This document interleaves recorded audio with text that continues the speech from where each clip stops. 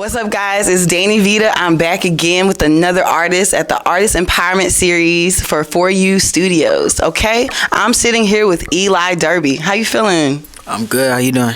Coolin'. You got a performance coming up. Yeah. I'll be live. Okay, so let's get into some origin stories. So you're from the DMV. Yeah. Talk about that transition, because the DMV is not Atlanta. So what is that like? I grew up I had 3 sisters. Okay. You know what I'm saying? I had 3 sisters. My uncle was a drummer. My mom is a singer. So music has kind of always been, in the realm of my life. Okay. And when I turned 16, it was just time for me to get up out of there. You know what I'm saying? 16, usually, 18 maybe, graduate from high school, then get up out of there. But you said 16. Yeah. I transitioned into Atlanta. You know what I'm saying? Just for better opportunities. They called us the Black Mecca, so it just made sense at the time. It is. Okay. Facts. So, did you have family down here? Did you just move with some friends, just a dollar and a dream, and just said, fuck it, I'm gonna go? At first, it was just me. But then, my peoples would come down and visit me. Okay. That's what's up. Continuing that support system. I feel that. So, you were doing music, though, back home, yeah? Yeah, I was. I've always been producing and writing and things of that nature since I could talk. Wah, literally. Wah. Okay, so let's get into the music. You have a new single called Her Type. Let's talk about that record. What was the influence behind the record? You're her type. Is that what you're saying? Of course. Got it. It was more honestly, damn. I was in a relationship for a year and a half. Okay. And I knew this person since middle school, kind of. But we finally, just got towards it. And, you know what I'm saying? In the grand scheme of things, we parted ways. A couple of times I was kind of being toxic. And the last time I broke over her, she got a new nigga. Dang. Type shit. My main girl got a new one. I mean, did you expect her to wait, or what are we saying? I did, but I didn't. She told me she wasn't waiting. She kept saying that shit. You know what I'm saying? So when that happened, I was like, okay, cool. I was feeling a way about it, of course. Okay. But then, as time went on, I took somebody else's girl. Oh, Mr. Take Your Girl. So I was just damn. That's a 5-song topic. Let me talk about that shit. And then I went into Pro Tools, Logic, because I produced the beat too. I produced the song and I wrote the song. Nice. And went into it, put the drums on there, put the hi-hats, and then the bass line just came to me. I was like, dun, dun, dun, dun. Okay. Dun, dun, dun, dun, dun. Okay. And then if I take a nigga, it just came to me. It just came. That was a natural, just off the top freestyle type of thing. That's beautiful. So let me ask you, just since you said that, what's your creative process like?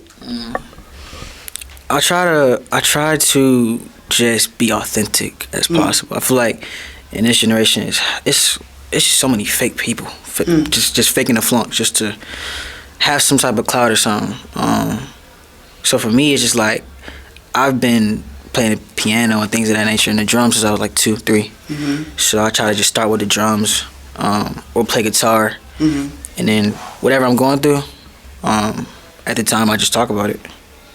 That's what's up. Very relatable, especially for your fan base. Yeah, I like that. Okay, now you are signed through a company to Interscope Records. How has being independent helped you, or would you feel like it's helped you? I love it.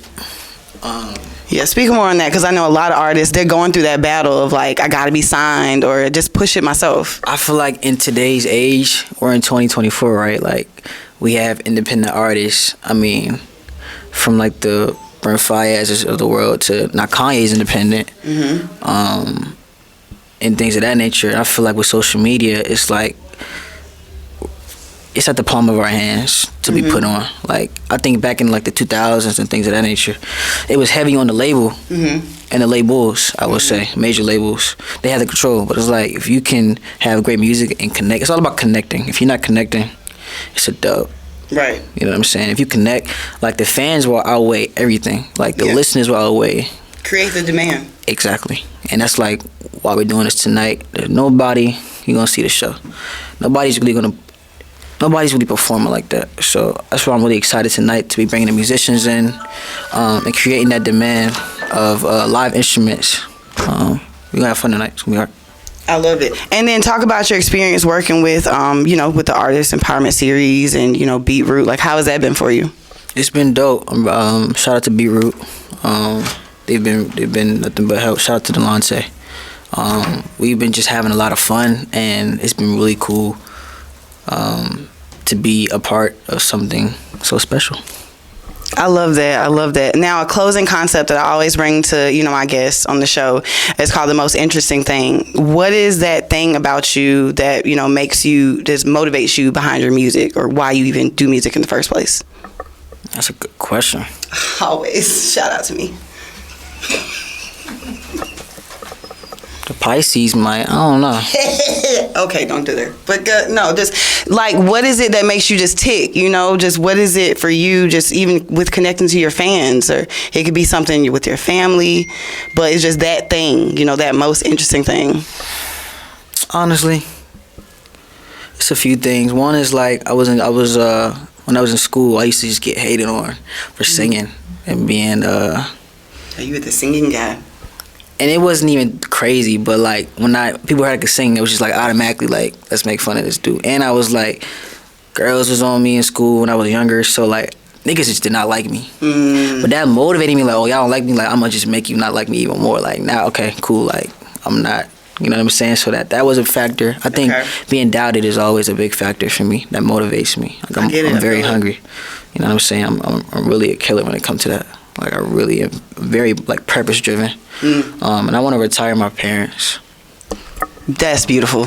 Yeah, I want to retire my parents and my grandparents. My grandparents, they healthy, but as you know, people get older. So it's like that type of thing I want to be able to support in that way. And I want to be a billionaire.